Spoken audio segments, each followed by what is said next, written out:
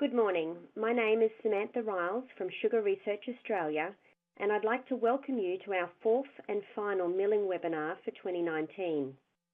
Today, Heidi Clou from Sugar Research Australia will be presenting on the topic, Online Analysis Systems to Measure Available Nutrients in Mill Mud. Today's presentation will be recorded, and we will send a copy of it along with the slides via email, and will also load onto our website. We encourage you to take an active part in today's webinar by asking questions. As this webinar is in listen-only mode, you can do this at any time throughout the webinar by typing your question into the message box, which is located in the bottom left-hand corner of your screen. Heidi will be able to answer your questions at the end of her presentation. If you have any technical issues, the team at Redback will be able to assist. Please type any technical issues you may be having into the message box on the bottom left of your screen, and someone will reply to you privately. And if you experience any issues in hearing the sound coming from your computer, please feel free to listen to the webinar through your phone. To do this, simply dial the toll-free 1-800 number provided in the message box, and when prompted, enter the passcode provided. I'd now like to hand over to our presenter for today, Heidi.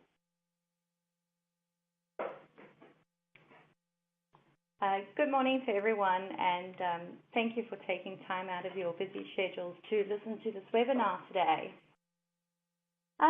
So before I get into the progress of the project and what we've been getting up to, I thought because I'm new to SRA, a lot of people probably haven't met me yet, and I haven't had the privilege of meeting you yet.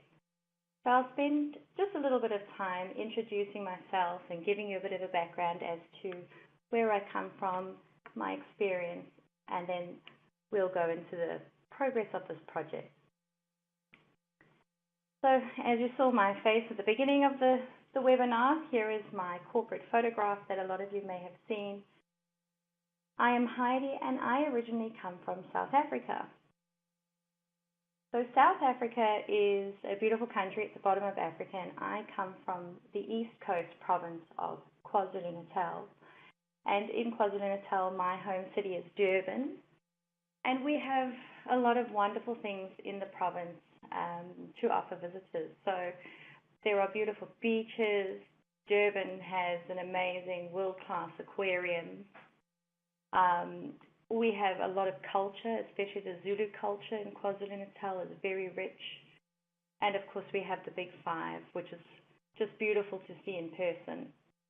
But what a lot of people don't realize about KwaZulu-Natal is that it's actually the green belt of the country, and they grow a lot of sugarcane. And of course, as a fresh graduate, I wasn't really aware of the sugar industry until I got this opportunity through the Sugar Milling Research Institute to actually do a master's project for them. And that's where my sugar career, if you like, started. So I've been working in the sugar industry for the last 10 years, and in that time I managed to also do a PhD part-time. But in between all of that, I was feverishly working away at a number of projects that are of interest to me. So one of those projects looked at characterizing the various impurities that you find in sugar processing streams, how to mitigate them, and as well as how to reduce their presence. I've also worked on a number of projects that look at either extracting value from waste or turning waste into valuable products. So that brings me to the whole idea of byproducts for the industry. So that's where I have a lot of interest. And my PhD study actually looked at whether we could produce novel bioplastics for the sugar industry. So that gives you a little bit of an idea of the sort of work that I've done. And maybe if I could just use this as an opportunity to let people know that if ever you have research ideas that you would like to see sugar research getting involved with for your mills in the future, please, by all means, ring me up or send me an email. I'd love to have a chat and discuss your ideas. But anyway, in 2017, circumstance got myself and my family across the waters, and we went to New Zealand for a little bit. As you know, there isn't much of a sugar industry there, so I ended up working for a really large commercial lab that looks at testing food products for biosecurity, as well as for their nutritional information panels. I was a scientific analyst there for a little while. And then I got this amazing opportunity to get back into the sugar industry over here in sunny Brisbane. So that's me looking very happy in my SRA gear, and that was out in Mackay when I went to visit in October, just shortly after I started. So what do I do here? I'm based in Indooroopilly. I'm looking after the chemistry lab that's over here. And we really have a great team in this laboratory with so many skills. We contribute to so many projects, both internally and externally. And the expertise in my team cover areas of inorganic chemistry, analytical chemistry, and a lot of sugar-specific analyses that we actually conduct. And the areas that these analyses cover are, agronomy, soil health, testing plants, water and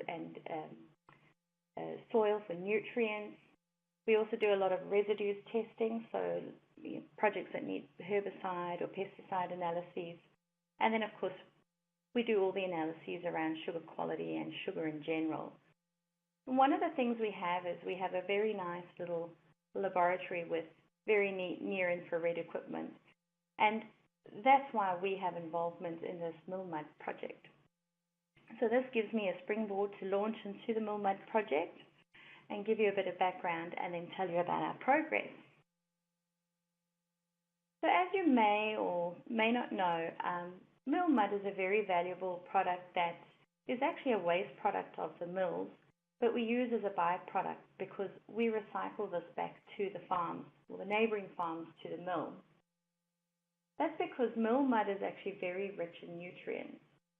It's actually all the remaining solids that are filtered off the syrup once it's clarified, and it contains anything that comes in with the plant, like the fertile topsoil, the wax that actually coats the sugar cane, as well as the proteins that might have been extracted, any fiber that hasn't left with the bagasse. There's also sugar residues, and these all lead to MillMud being quite rich in carbon, in potassium, in phosphorus, and calcium. And then what a lot of mills also do is they blend their boiler ash with this mud to make mud ash mixtures, and this also increases the potassium content of the MillMud ash mixture. And together these are applied to the soil as an ameliorant or an amendment. So there's a lot of value to adding this back into the cycle. What's happened, however, is there's been a lot more awareness around nutrient runoff and the potential damage to the reef. And we have a responsibility to make sure that we can continue to monitor our runoff and make sure that we are not causing further damage to the reef going forward. But this is also leading to a lot of legislative change. And with that, we're going to end up having more stringent requirements around the management and reporting of the nutrient loadings that are going onto the cane lands. So currently, the mills will follow the guidelines that are set by the End of Waste Code, which stipulates the quality criteria that MillMud or mud ash mixtures must adhere to in order to be used as an amendment or ameliorant back on the fields. So often the mills will send a sample of their mud to a lab, a commercial lab. They'll pay for these analyses, and it will take some time, but they will get back a certificate of analysis detailing exactly what levels of each of those nutrients are in their MillMud. If we are going to have to follow more stringent management practices going forward, and we may have to eventually get to a point where we are analyzing every truckload that's going out, we can't rely on these wet chemical methods because they just take far too long and they cost far too much. So we need a more rapid means of measuring all these nutrients so that we can be able to do that. We can future-proof ourselves and still use mill mud the way we do. So what my predecessor, Eloise, and her co-workers did was they actually demonstrated that this technology, near-infrared spectroscopy, can be useful to determine the nutrient levels in mill mud.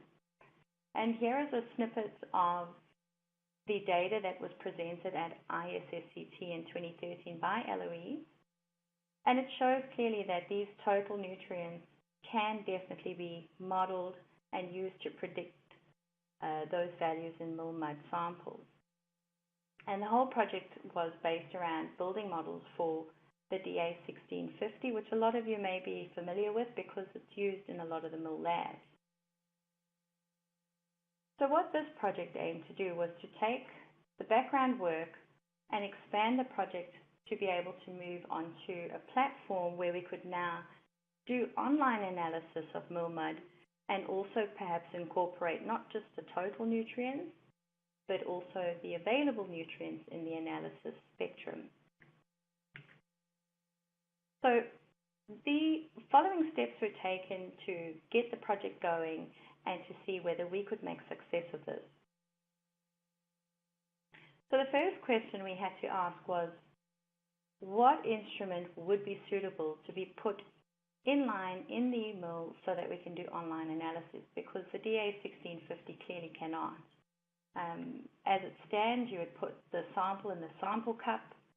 The operator or the lab person would need to put that into the instrument, scan the sample, and then the data that's read out would have to be recorded. We need to be able to rapidly analyze and ideally analyze as it's loaded into the truck. So we had to look at the various stages of the process where we have the mill mud that's filtered off. It's sent along the conveyor into the hopper, and then once the truck is ready to receive its load, clam doors open, the mill mud fills up the truck bed, and then your truck's ready off to go. And at which point we would be able to get an instrument that could suitably fit into this process where we could scan and reliably tell how much nutrients are going in that truckload back to the farm. So that's where our collaborators like Solution come in.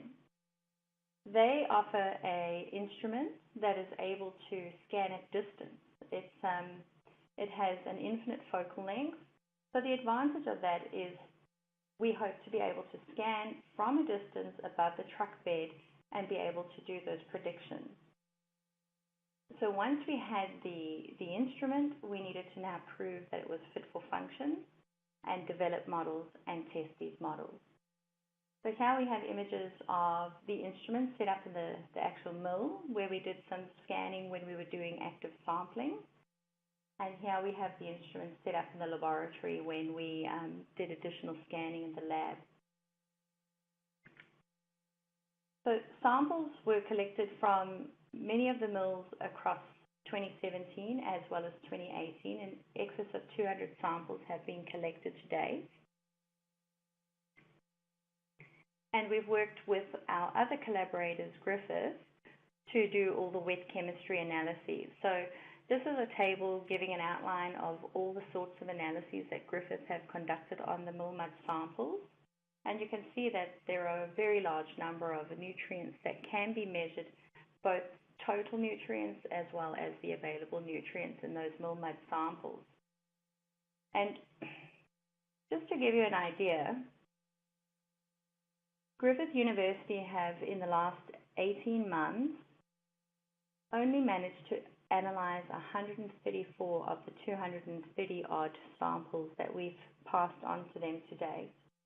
So it just shows you how long it takes to be able to conduct this whole suite of analyses on samples and the importance and the need for having this rapid technology available. So here we finally have a collection of 96 scans from the sample set that we've taken. You can see two groups that are distinct in the scans. The first group is up here. This is the mud ash scan. and the second group is the mud scan. They're quite distinctly different, and we want to understand whether that difference can be incorporated in the models going forward. But what you'll also notice is that the scans are actually quite noisy, and this worried us at first.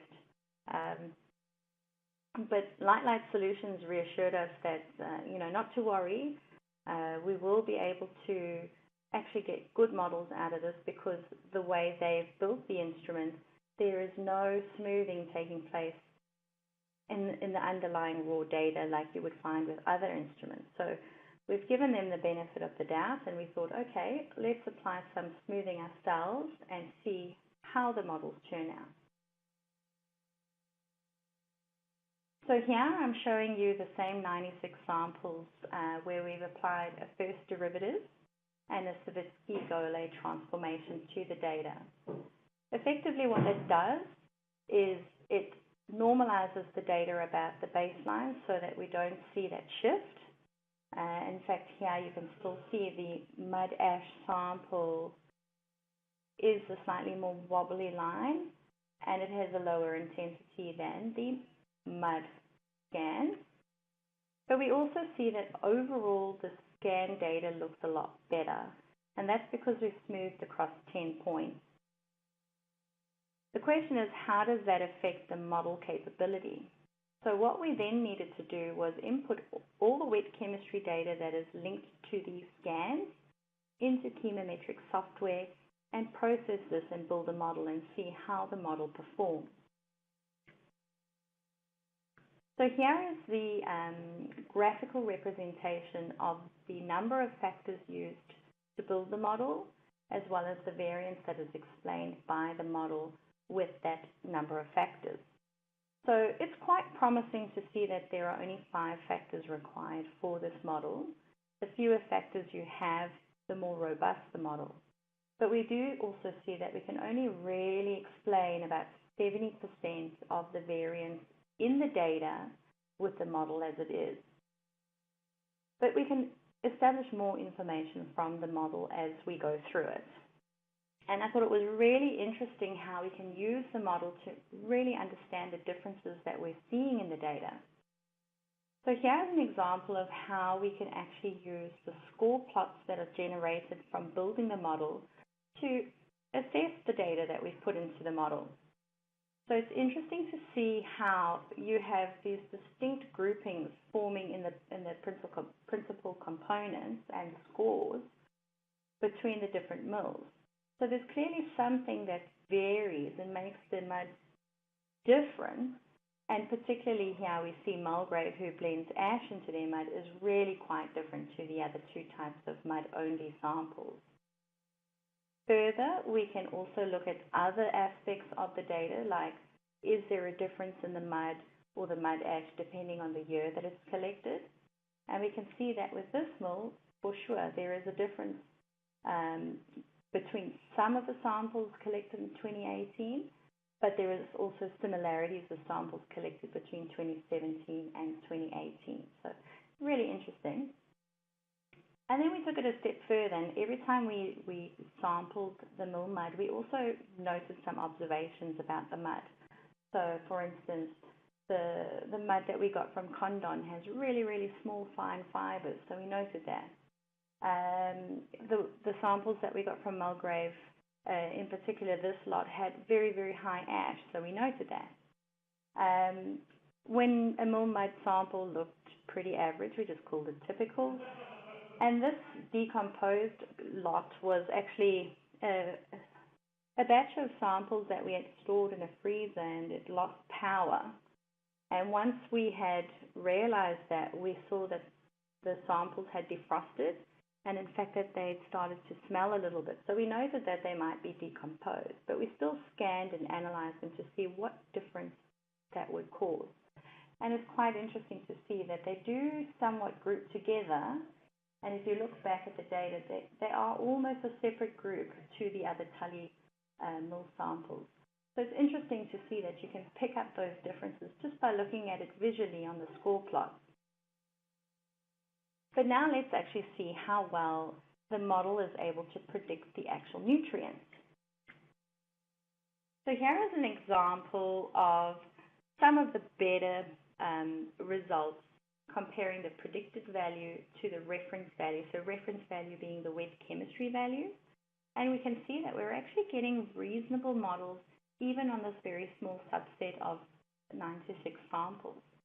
So for instance here, moisture always does tend to correlate well because it does constitute about 80% of the sample, but we're getting a correlation of about 0.88, which is decent.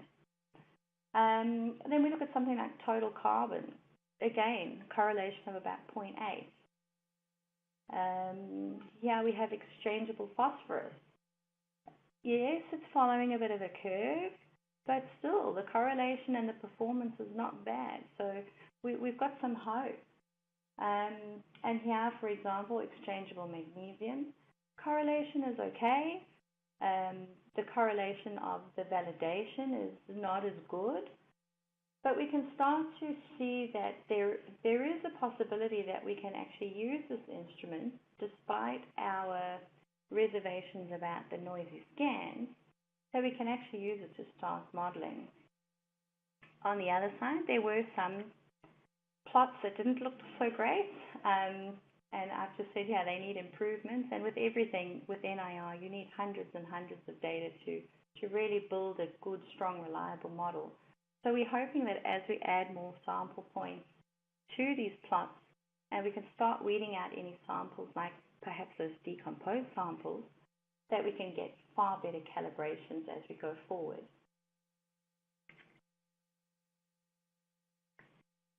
What I mean by weeding out samples, I thought I'd just throw in this example to illustrate what I'm saying.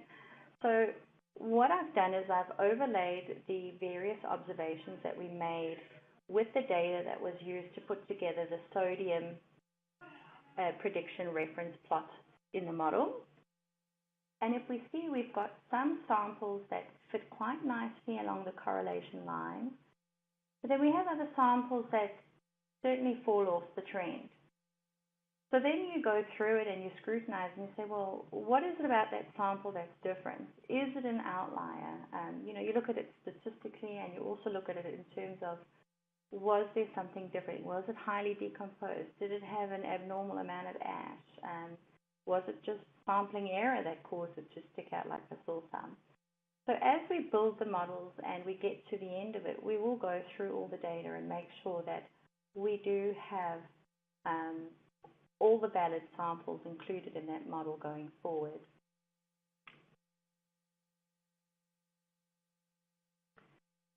So the next steps for the project in terms of the respec instrument from Light Solutions is to build on those models, as I said.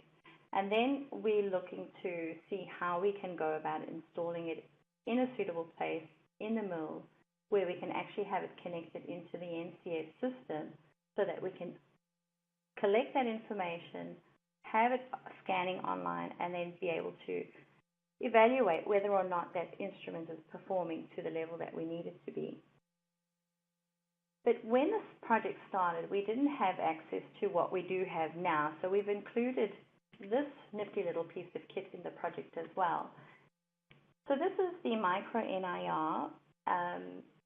What we find is that it's quite advantageous to use in an online setting in the mill because it has such a tiny footprint. It's also quite a cost-effective option, and we have just recently shown that it is useful. We've done a trial on it using it to scan the gas, and that trial went really, really well. And because it's been used in that trial, it already has been set up to be plugged into the NCS system and be able to scan online. So those are a lot of benefits. But of course, it's so tiny. The question is, how on earth will it perform with mud, and can it compare to the results that we're already receiving with the light instrument? So we thought we would include it because the other advantage of this instrument is that you can scan up to a distance of 15 centimeters from the sample. So you also don't need to worry about your sample being in contact with the cell. So here we have Andrew. Andrew is in the MillMud team. He's been working tirelessly. At the end of year function, he got the Mud Wrestling Award because he really has been wrestling with the mud. And here he is scanning with this MicroNIR, so we can demonstrate exactly how it's used, and you can see the scans being collected in the background. So what we did was we took the scans from the same samples that we have our wet chemistry data, and we thought we would compare it. I do think I have another slide here. Okay, so a little bit of theory about how this MicroNIR works. So you see here this very small face is what is placed near the sample or on the sample. You've got your two light sources which are going to irradiate your sample with light energy. And then you've got your tiny little window that you're actually going to receive the reflected light or the diffused light back from the sample, and you're going to measure the differences. Here you've got your electromagnetic spectrum with the near infrared range. That is bounced on the sample, and any interactions of the sample with that energy, the difference is then reflected back to the instrument. And in this case, the instrument has a linear variable filter through which the light is then filtered at discrete wavelengths. And you've got your detector, your diode array detector, which then displays that information as your trace spectrum. So now we can compare how the spectrum from this MicroNIR looks compared to the spectrum from the light solutions instrument, the RESPECT instrument. So I've overlaid the spectra sort of aligned with the same regions that are common. What I mean by that is the light solutions instrument, or the RESPECT instrument, starts from about 1250 nanometers, and that's about the center of the scan range of the MicroNIR. So they both have this region in common. And the other thing you can notice between the scans is, as I said, much smoother looking scans compared to the RESPECT instrument. But how does this actually equate when we look at the models? So here I've overlaid the first derivative of that raw data just to also illustrate how the derivatives line up. And again, we're just focusing on this section of the two being common. And then I process the data so that we can also compare the models and the prediction capability of the MicroNIR.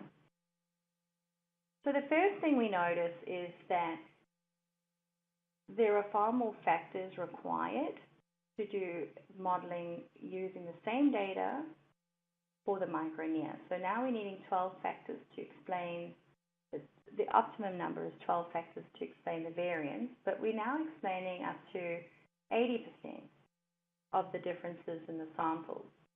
So let's see how that changes the models. So if we compare the MicroNIR and the RESPECT results, for instance, moisture, we're getting quite comparable results. It's a little bit lower in terms of the R squared for the micro, but it's not bad. Likewise, we look at the total carbon content, and we see, again, it's not far off from the RESPECT value. And with more data points, because we've only used 77 of the data points here versus 96 here, with more data points, we may reach closer to 0.8 than we have here at 0.74. So just looking at it very, very briefly, when we compare the MicroNIR to the RESPECT results, and if we consider all calibrations that had coefficients that were greater than 0.5, they both had 9 out of 15 factors that were able to calibrate and predict well, or well enough, should I say. Whereas there were others that didn't, but it wasn't always the same ones that did or didn't work out. So very interesting. And as I say, as we add more data to both models, it'll be interesting to see at the end how one compares to the other. So what we're going to be doing for the project going forward is we're going to try and see if we can actually deliver models that we can use in the industry that will allow us to rapidly scan for those available as well as total nutrients. So we've increased our capacity and we are now scanning across all of our 4 instruments that we have available. We're scanning on our lab instruments, and we're also scanning on the Respect instruments and the micro instruments. And we're going to be looking at all of those models so that we can compare and get to a point where we can actually establish in its entirety which is going to be the better instrument to be able to use in the mills. So in the next year, we're going to be building on the models that we've got already.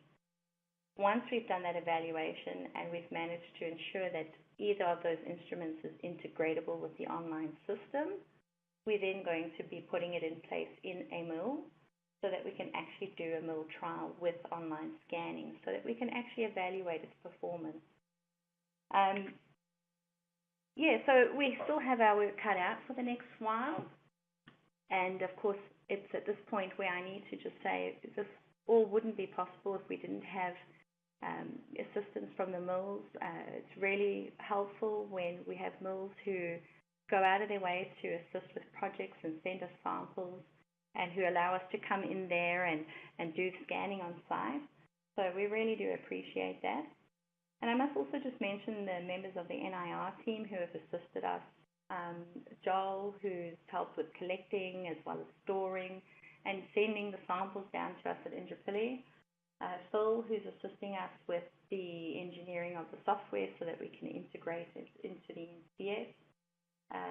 Pamela, she's helped us with a lot of the sub-sampling. Of course, the project wouldn't be possible without funding from the RFU. And then finally, I must just also thank my collaborators because, it's not easy coming into a project sort of halfway.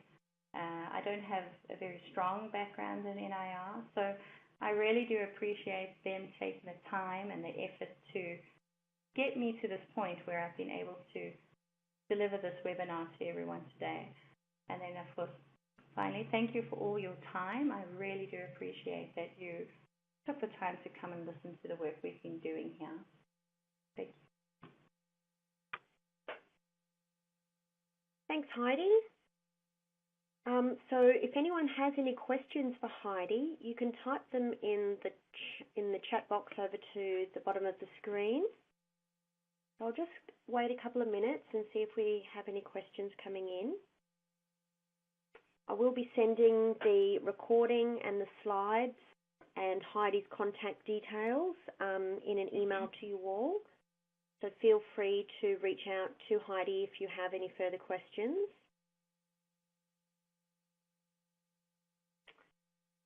So thank you for attending our 4th SRA QUT milling webinar. We hope that you found it of value and are keen to get feedback from you. You will see a feedback survey to the right that we'd like you to complete. It will only take a few minutes of your time and will allow us to improve our webinars in the future. Our next milling webinar series will kick off in early 2020. Please contact me if there are any topics you are interested in hearing about.